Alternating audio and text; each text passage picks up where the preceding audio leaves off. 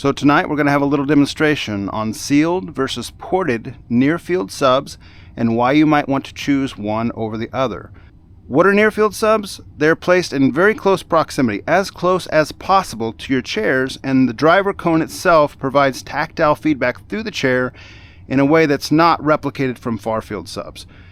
Behind my main row, I have three 18-inch subwoofers firing directly into the back of the chair. They're the exact same subwoofers as in the front of the room.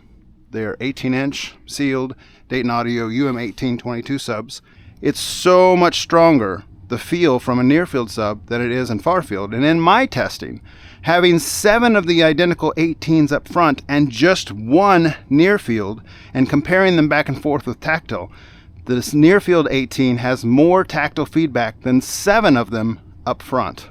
It's a very clear winning formula to have a great amount of acoustic feel. Like if you want to feel a guitar strum, or you want to feel a kick drum in your back, you want to feel an explosion, you want things to feel more realistic. It's a way to increase the amount of tactile feel from the bass in your room without overloading the amount of actual SPL in your room. So basically it can give you more feel with less SPL. So let's talk about why I recommend sealed instead of ported for this particular use case. To test with, I have a JBL, it's like a GT1000 or something like that from Best Buy. It's not a very expensive driver, it's maybe $100, it's 12-inch.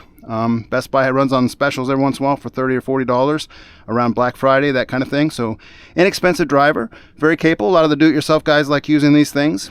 And then I got some Infinity Kappa Perfect 10-inch. These are very much higher quality drivers.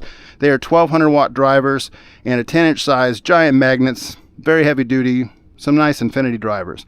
And they're in a ported box. This is a large port. What frequency is this box tuned at? We'll find out in a minute, and I'll show you how. I want you to realize when you see a ported box and you see a port tune on it and it says it plays down to 20 hertz or 30 hertz or whatever the frequency is, 35 hertz, that kind of thing, it's not talking about the subwoofer driver. The port tune for the box is creating that frequency. The box is tuned, it resonates at a certain frequency.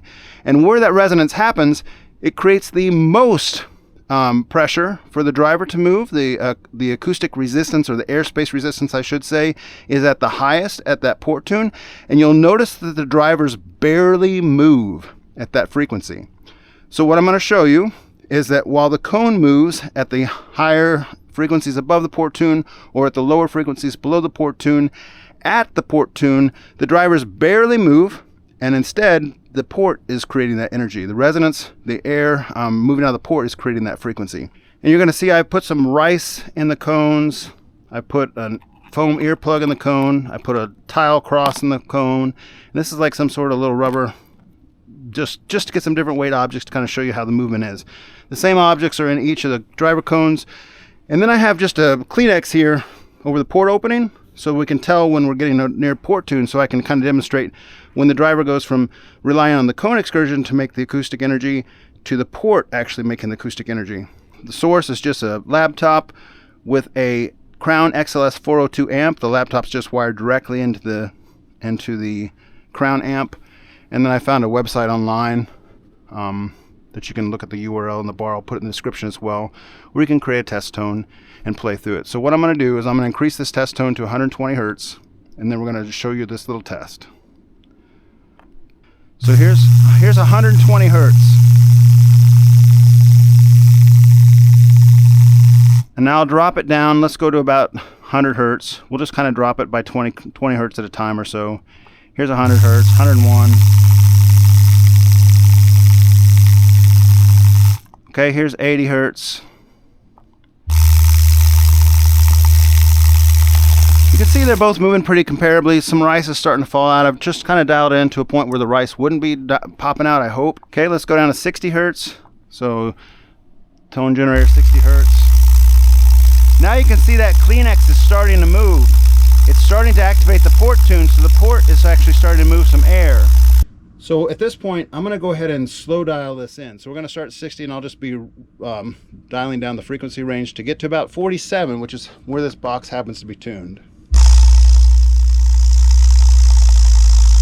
So we're dropping it, we're dropping it, we're dropping it. Here's 50 hertz. Here's 47 hertz. Now look at JBL sealed sub is still driving, and you're getting all that acoustic energy off the cone. But look at the drivers and the infinities. All the energy is now coming out the port. It's not coming out the driver cone. And so if this was a Nearfield sub, sitting directly behind your chair, you're no longer getting that energy off the cone.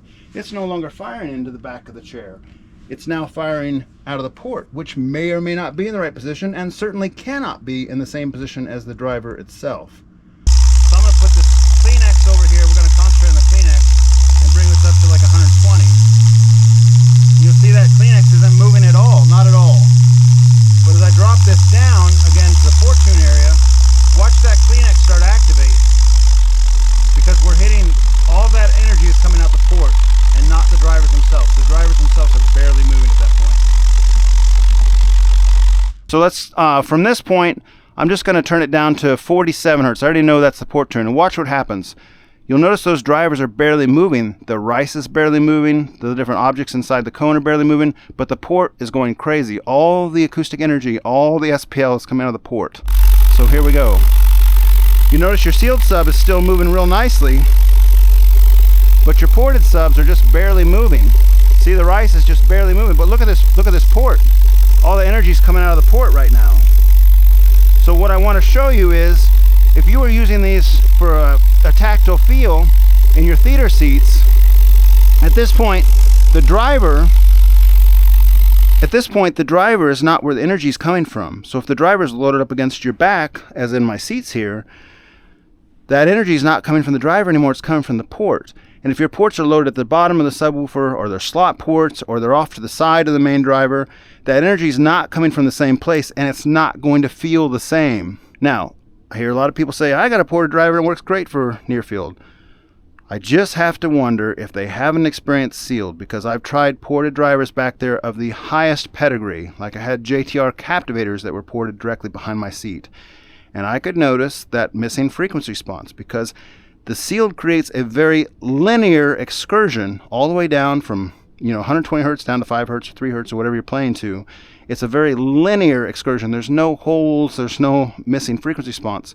With that in mind, as you come back here and you look at my subwoofers that are firing directly into the back of the chair, you would have a dead spot in your frequency response range. On this particular box, it would be at 47 hertz, where you suddenly just didn't have any feel. So if there was a bass note in a song, or a particular theme and explosion that was in that frequency range, it would just feel like it wasn't there. If your ported subs had the ports on the bottom, or the slot ports, that feel is not going to be hitting your chair whatsoever.